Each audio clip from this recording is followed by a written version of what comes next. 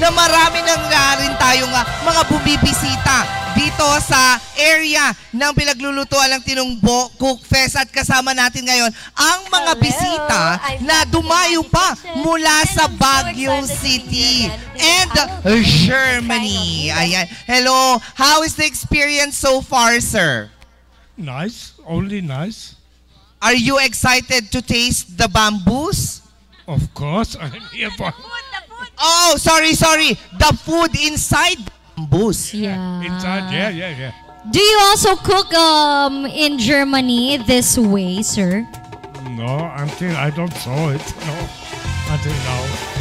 So, what does it mean for you to like see the beauty of Pugo and the beauty of the festival Tinumbo? Beauty is all. Pugo is beauty. Philippines is beauty. Yes. And the people are beauty. And the way they cook. Uy, you really look at mama. You're so in love, ma'am.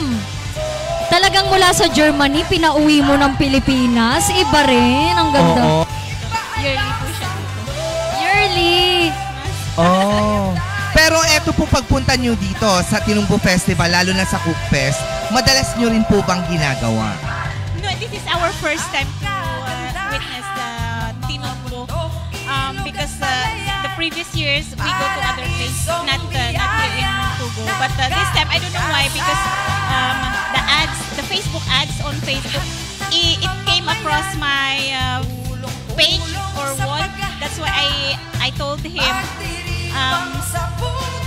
I think this is the place we must visit today.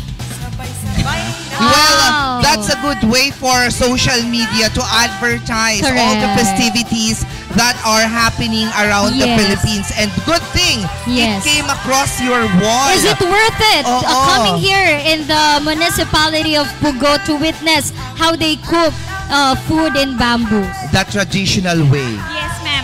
For me, I always come here in Pugo because I am just near. I'm from your neighbor barangay. They're in Parasitis. But I decided to come here for this activity for my fiancé. Ay, fiancé!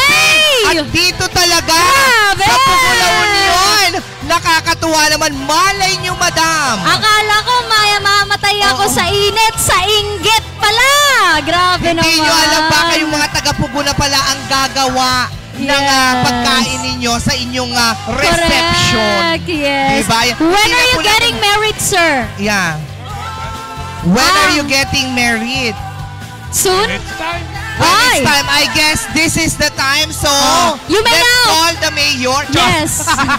Mayor, they will get married. Yes, here in Pugo during the Cook Fest. Anyway, we will not disturb you any longer because I know that you really want to see different ingredients. Correct. Okay. It's so Thank hard. you so much. Thank you, ma'am and sir. Thank you so much. Dito pa talaga. Grabe, pinagpawisan ako sa English. Nandito tayo sa Poblacion West ngayon, Miss Ren. Ay, ano At naman? kita din natin, nahandang-handa na rin ang kanilang mga ingredients. Dito ako na loka kasi last year, very normal lang.